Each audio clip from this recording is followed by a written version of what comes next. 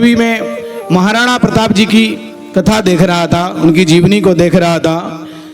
उनकी 3 पटरानियां हैं, जो महाराजा प्रताप के जो पिता हैं उनकी 3 पटरानियां हैं।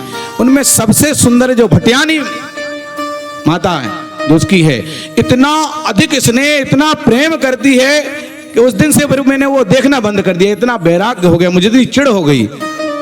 इतना भयानक दिखाती है वो अपना प्रेम स्नेह है, इतना वात्सल्य कि उसकी सगी माँ भी मतलब उसको अपने से ज्यादा समझती है कि मेरे बच्चे को ये प्रेम करती है। और जब उसकी असलियत वो एक दिन बताती है, जब वो ध्वजा फहरा देते हैं, जब उनकी लड़ाई होती है, बोले ये बच्चे से मेरे को चिढ़ है, मैं चाहती हूं कैसे ये मारा जाए। जब से ये मेरे जीवन में आया तब से जो मेरा संकल्प था, जो मेरी कामना थी, मैंने जो सोच रखी थी कि मेरा बेटा पुत्र बनेगा, मैं प्रधान रानी बनूंगी, उस सारे संकल्प को इसने चौपट कर दिया।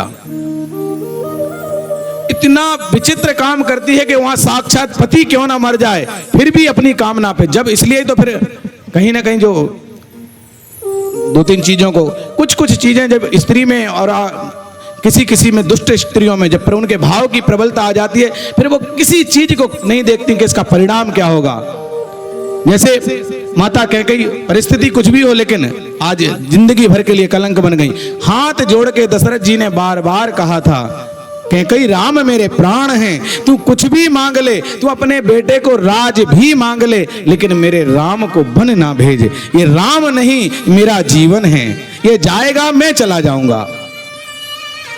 लेकिन अपनी जिद के चक्कर में उन्होंने भेजा और अपना सुहाग भी खोना पड़ा।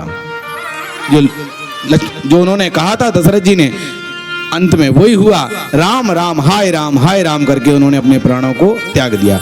परिणाम तो उसका वही हुआ ना, जिससे तुम्हारा श्रृंगार था, जो तुम्हारा सौभाग्य था, जो तुम्हारे 16 श्रृंगार थे, सब लुट गए तुम्हारे छोटे से एक स्वार्थ की वजह से।